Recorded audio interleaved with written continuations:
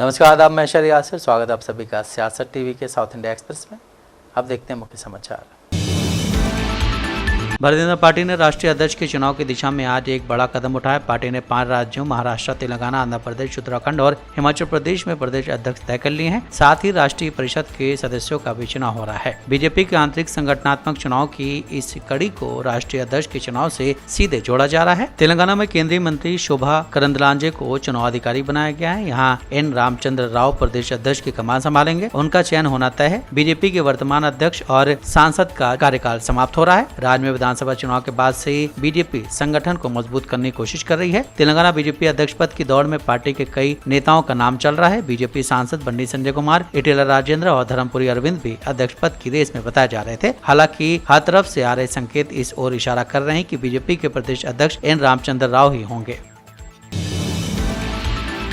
BRS के विधायक T Harish Rao ने आज तेलंगाना सरकार से गुरुकुलों के लंबित बिलों का भुगतान करने और छात्रों के लिए वर्दी प्रदान करने का आग्रह किया। राव ने आरोप लगाया कि बिलों का भुगतान न करने से राज्य भर के गुरुकुलों में खाना और ड्रेस सहित आवश्यक आपूर्ति रुक गई है। सिद्दीपेट विधायक ने दावा किया है कि गुरुकुल अव्यवस्था में है क्योंकि तेलंगाना सरकार ने जनवरी 2025 से लंबित बिलों को मंजूरी नहीं दी है। एक बयान में राव ने आगे कहा है कि बिलों का भुगतान न करने की वजह से गुरुकुलों को अंडे, मीट और केले नहीं मिल पा रहे हैं। उन्होंने कहा कि ठेकेदारों ने पहले चेतावनी दी है कि बकाया भुगतान न होने तक 1 जुलाई से सभी खाद्य आपूर्ति निलंबित कर दी जाएगी।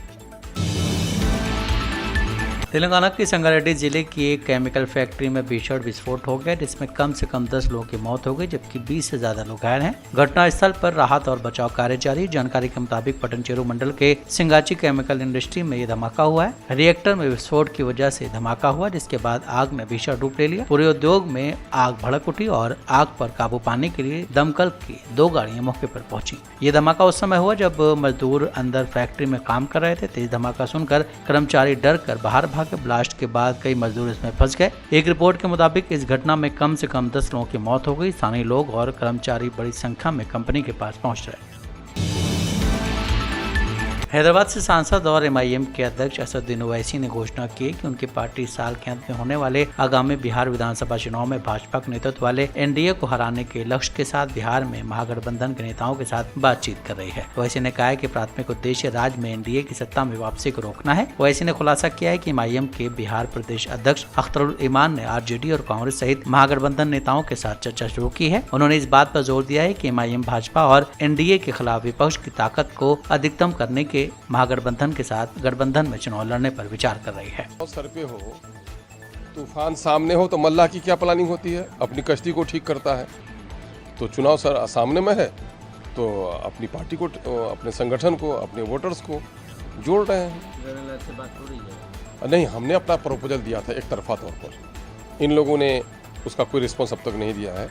तकरीबन पिछली मीटिंग उनकी 12 तारीख को ही, हम लोगों ने 8 या 9 तारीख को ही प्रपोजल दिया उनके लोगों को कहा, तो उनके तरफ से कोई रिस्पांस नहीं आया है। लेकिन ये मेरा उदार तबीयत थी हमारी।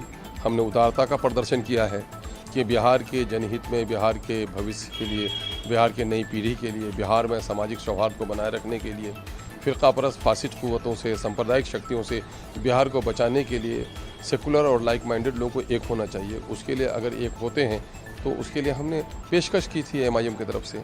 लेकिन इन लोगों की चुप्पी अपनी जगह पर है। लेकिन अगर वो ये समझते हैं कि मैं झुक के शायद डर से और खौफ से, तो ऐसी बात दिल से निकाल लें। ये मेरा संस्कार है कि मैं झुक कर बात करता हूँ, लेकिन इसे डर और खौफ नहीं समझा जाए। और अगर हमने प्रपोजल दिया है तो एमआईएम की कमज़ोरी नहीं समझी जाए, बल्कि एमआईएम ने एक लार्जर इंटरेस्ट के लिए, राज्य के इंटरेस्ट के लिए हमने ये प्रपोजल दिया है। अगर वो इसको स्वीकार नहीं करते हैं तो अकेले लड़ने से हमें कोई नहीं रोक सकता। लेकिन हम अकेले भी क्यों लड़ेंगे? हम तेलंगाना प्रदेश कांग्रेस कमेटी राष्ट्रव्यापी जय बापू जय भीम जय संविधान अभियान के हिस्से के रूप में 4 जुलाई को हैदराबाद में एक बड़ी सार्वजनिक बैठक आयोजित करने के लिए तैयार है। लाल बहादुर शास्त्री स्टेडियम में आयोजित होने वाले इस कार्यक्रम में कांग्रेस के राष्ट्रीय अध्यक्ष मल्लिकार्जुन खड़गे भाग लेंगे और राज्य भर के गाँवों से लगभग 15,000 कांग्रेस कार्यकर्ताओं के आने की उम्मीद है। जय बापू जय भीम जय संविधान अभियान कांग्रेस द्वारा संविधान की रक्षा करने और महात्मा गांधी और डॉक्टर BR अम्बेडकर की विरासत को बनाए रखने के लिए शुरू किया गया था, खासकर उस स्थिति में जिसे पार्टी भाजपा और उसके सहयोगियों द्वारा विभाजनकारी और संविधान विरोधी कदमों के रूप में वर्णित करती है। बीआरएस के विधायक टी हरीश राव ने आज तेलंगाना सरकार से गुरुकुलों के लंबित बिलों का भुगतान करने और छात्रों के लिए वर्दी प्रदान करने का आग्रह किया। राव ने आरोप लगाया कि बिलों का भुगतान न करने से राज्य भर के गुरुकुलों में खाना और ड्रेस सहित आवश्यक आपूर्ति रुक गई है। सिद्दीपेट विधायक ने दावा किया है कि गुरुकुल अव्यवस्था में है क्योंकि तेलंगाना सरकार ने जनवरी 2025 से लंबित बिलों को मंजूरी नहीं दी है। एक बयान में राव ने आगे कहा है कि बिलों का भुगतान न करने की वजह से गुरुकुलों को अंडे, मीट और केले नहीं मिल पा रहे हैं। उन्होंने कहा कि ठेकेदारों ने पहले चेतावनी दी है कि बकाया भुगतान न होने तक 1 जुलाई से सभी खाद्य आपूर्ति निलंबित कर दी जाएगी। पाशामैलारम एरिया में सिगाची क्लोरोकेमिकल्स में मॉर्निंग 9 बजे यहाँ पर ब्लास्ट हो चुका है। यहाँ के जो वर्कर्स बता रहे कि मॉर्निंग शिफ्ट में 140-150 लोग ड्यूटी में हैं। अभी तक तो 26 लोग हॉस्पिटल में ज्वाइन हुआ बोल के बता रहे, 8 लोग मर चुके हैं बोल के भी ऑफिसर्स ने बता रहे हैं। अब बाकी 50-60 लोग हॉस्पिटल में फैक्ट्री में अभी है। उन लोगों का क्या हुआ, क्या हाल है, अभी तक कोई पता नहीं है। रेस्क्यू ऑपरेशंस अभी चल रहा है। हम गवर्नमेंट से यही डिमांड कर रहे हैं, जो लोग मर चुके हैं उन लोगों को 1 करोड़ रुपए एक्सग्रेशिया दीजिए और जो लोग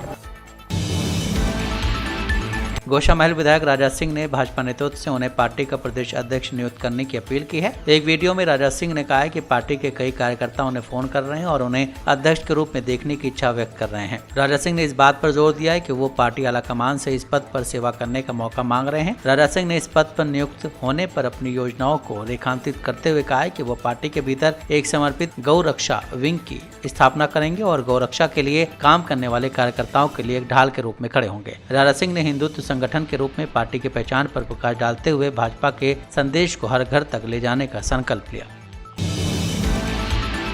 कर्नाटक के मुख्यमंत्री सिद्धरमैया ने आज अपने और डीके शिव कुमार के बीच मतभेद की अफवाहों को खारिज करते हुए कहा है कि अटकलों और राजनीतिक चर्चाओं के बावजूद दोनों नेताओं के बीच सौहार्दपूर्ण संबंध बने हुए हैं। सिद्धरमैया ने संवाददाताओं से बात करते हुए कहा कि हम दोनों के बीच अच्छे संबंध हैं, चाहे कोई कुछ भी कहे। उनकी ये टिप्पणी कांग्रेस के भीतर चल रही आंतरिक असहमति की सुगबुगाहट और इस बात की अटकलों के बीच आई है कि पार्टी साल के अंत तक राज्य के नेतृत्व में बदलाव कर सकती है। बातचीत के एक वीडियो में डीके शिव कुमार को मुस्कुराते हुए देखा जा सकता है, जबकि सिद्धरमैया उनका हाथ पकड़कर हवा में उठाते हैं। ये प्रतीकात्मक इशारा एकता का सार्वजनिक प्रदर्शन प्रतीत होता है, जिसका उद्देश्य दो शीर्ष नेताओं के बीच टकराव की अटकलों को दूर करना है। मुख्यमंत्री ने कहा है कि मेरे और डीके शिव कुमार के संबंध काफी अच्छे हैं, कोई कुछ भी कहे, हमारे बीच रिश्ता बहुत मजबूत बना हुआ है।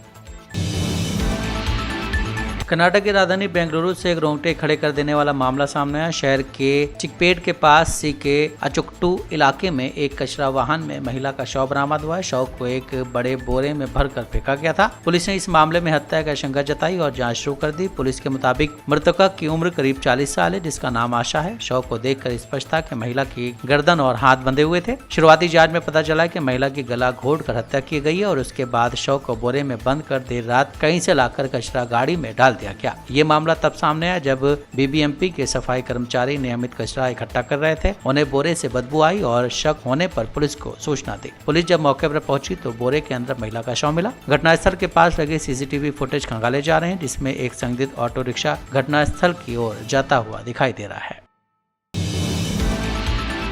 कर्नाटक में मुख्यमंत्री सिद्धरमैया के बदलाव के अटकलों पर कांग्रेस अध्यक्ष मल्लिकार्जुन खड़गे ने आज साफ किया है कि इस मुद्दे पर अंतिम फैसला पार्टी हाईकमान को करना है और कोई भी व्यक्ति बेवजह विवाद या भ्रम न फैलाए। खड़गे ने कहा कि ये पूरी तरह हाईकमान के हाथ में है। यहाँ कोई ये नहीं कह सकता कि हाईकमान क्या सोच रहा है। उन्हें निर्णय लेने का अधिकार है, लेकिन किसी को भी अनावश्यक रूप से समस्या नहीं खड़ी करनी चाहिए। पिछले कुछ दिनों से अटकलें तेज हैं कि अक्टूबर 2025 में कर्नाटक के मुख्यमंत्री सिद्धरमैया की जगह किसी और को जिम्मेदारी सौंपी जा सकती है, लेकिन खड़गे ने इन अटकलों पर विराम लगाने की कोशिश की है।